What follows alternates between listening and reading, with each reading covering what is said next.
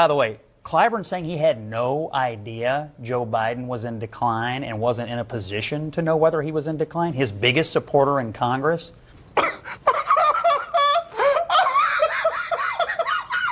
So I was not around Joe Biden enough to tell you anything about his decline. I talked to him on the phone a lot. I saw him at events a lot. That's a lie.